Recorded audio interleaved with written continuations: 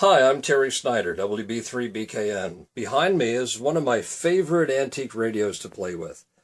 And I'm going to give you a little video tour of that radio, the SB 200, 300, and 400 by Heathkit.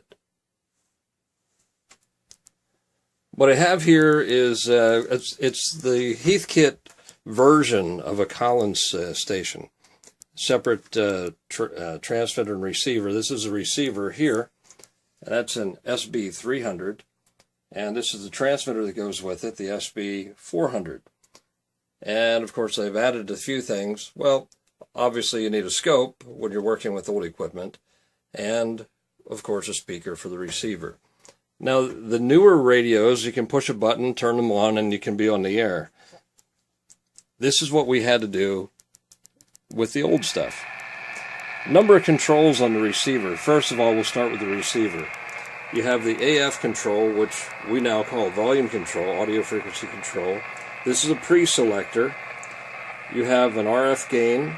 You have a band selector. You have the mode selector here for upper and lower sideband and CW and AM. You have a control here for the AGC, and that's fast, slow, and not at all. And then the function of on, stand, off, standby, operate, and calibrate, which I'll get to those here in just a minute. Now the other thing, there's no such thing as a digital readout in these old little things. This is your digital readout. It's actually a dial that has two dials. This is for the part of your frequency, and this is the other part. You get part of it off of this knob. We're going to go, I'll show you how we calibrate this. This is a procedure you have to go through to get the thing to be right on frequency. This is, the first part is 7 megahertz. The other part is up here, and it's 0 through 5, so that would be, we're roughly at 7.2, but we're a little below it, so we're at 795, 7195. But how are we sure that's where it is? Well, we have a calibration control. Turn the audio up a little bit, and it goes into a calibrate mode, and it's always on the 0 part. Now we'll put it into a dummy load so we can get the audio a little bit louder to hear the resonance. We go for a 0 beat. Now the knob is off a little bit, so we take this one and we turn the calibration to 0. And now we're at that infamous frequency of 7.2 megahertz, and we'll turn this one back to operate. We'll put it on an antenna. Well, you're right. I think they got exactly what they Sure enough, there are people on 7.2. Pre-selector is the next thing that comes into play. This selects for the, you can hear it's a low audio, gets louder. What you're actually doing there is resonating the input frequency circuits of the receiver, and it's a pre-selector. That helps keep adjacent frequency stuff at a minimum. Every time you change frequency, you should readjust that just a little bit.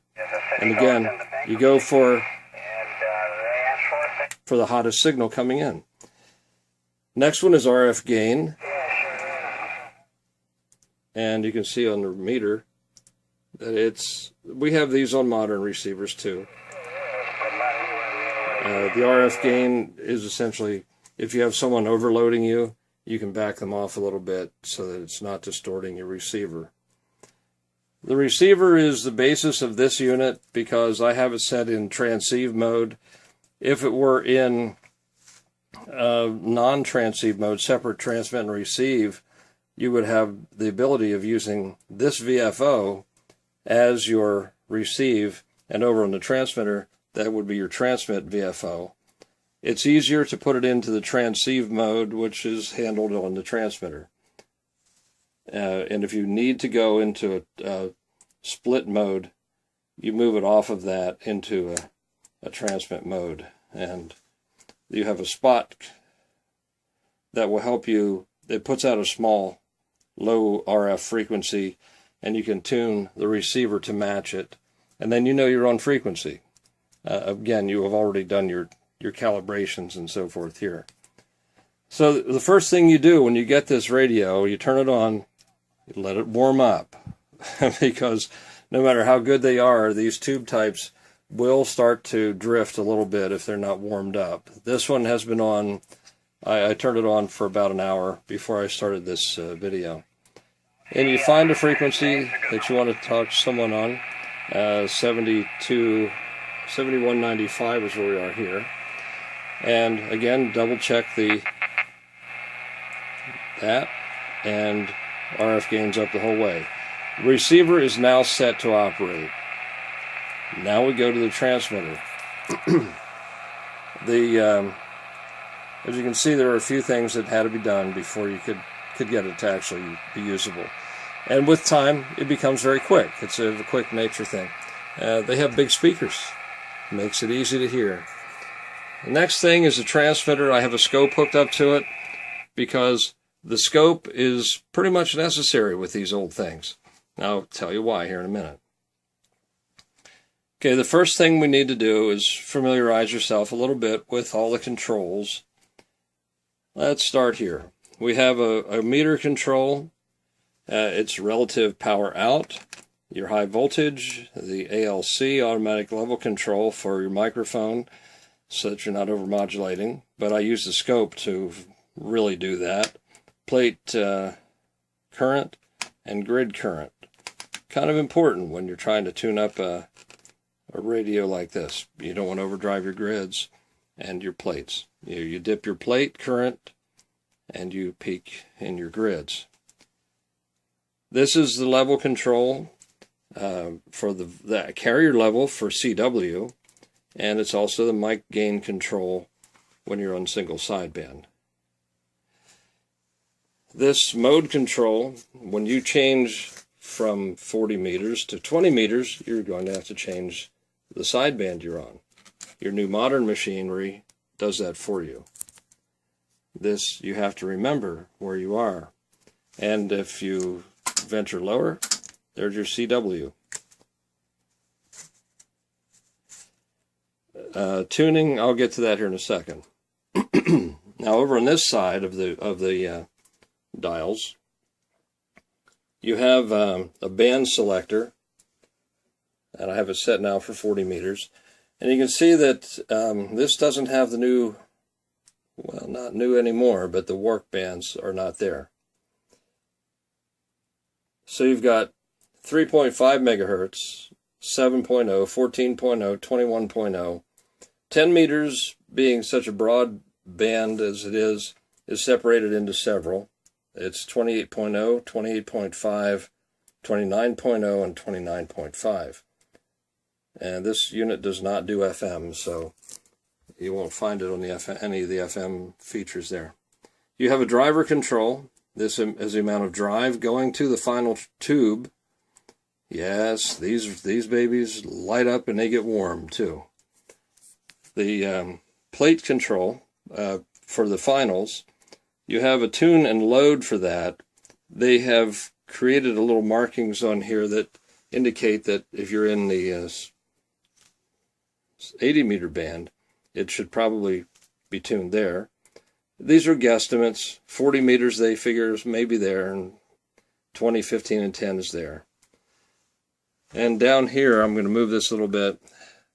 This is your load. Right there it says 50 ohms.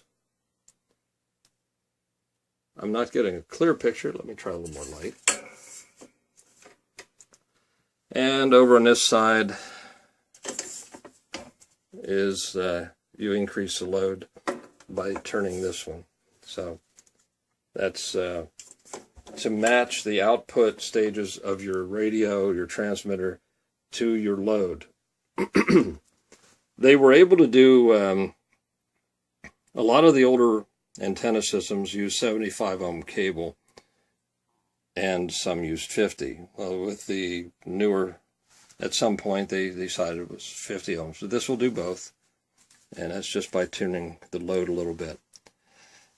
The VFO, again, is only used if you're in split mode, and we're not in that now, so I won't even get into that. Now the scope will tell you if you're over deviating or not deviating. That's FM. If you're over modulating. And you familiar yourself, they're all different. This is the Heathkit. It's the model SB 614, and it has a single sideband mode that I've set it to. And I'm into the dummy load. 1, 2, 3, 4. 1, 2, 3, 4. That's showing a pretty good non-compressed, non-overdriven waveform. And that's what you're looking for. When you're tuning, you can set this to tune, and you can tune your tune for a maximum envelope. That's one way to tune it. Tuning your driver, and again your plates and your load. Go for maximum, and you're pretty close to resonance on this thing by doing that. It's a nice little features. You should really watch your grids. On this one, I'm having a little trouble with the meter. It's not registering properly. I get the plate current, which I can dip. Go for a dip in the plate current. And you know that the plate is resonant. And driver, you just go till you get the drive you want into it, because I don't have a grid. These are a few modifications that need to be repaired. So anyway, you can take it out of the tune mode, go back to lower sideband. And we're all set now to actually use this on the air. That is providing that the antenna is tuned and adjusted, which in my case it is. So you can see that they didn't have all the modern features that we have today. Took a little bit longer to tune them up to get on the air. They had to warm up a little bit. And you end up with a radio that really sounds good when these are set up right. They sound good on receive. They have a nice sound to them. On transmit, you'll get an awful lot of great reports. Oh, let's put it into an antenna, see what we have.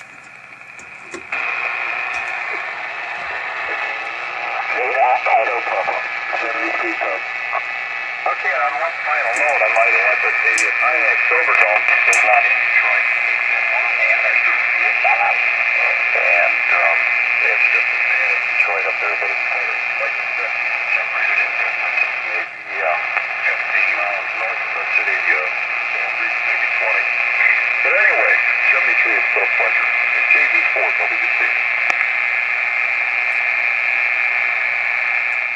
It's rare that I get noise in this location, and I don't know what it is. I haven't been up here working through the winter very often, but I'm picking up line noise somewhere. It's hard to say what it is. Insulators can go bad. Let's try, see if we can raise anybody.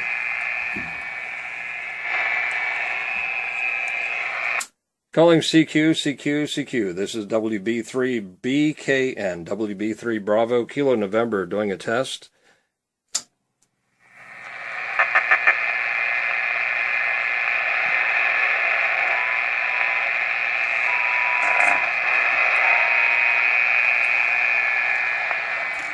Okay, so anyway, I need to figure out what antenna I'm on, and that might help a lot.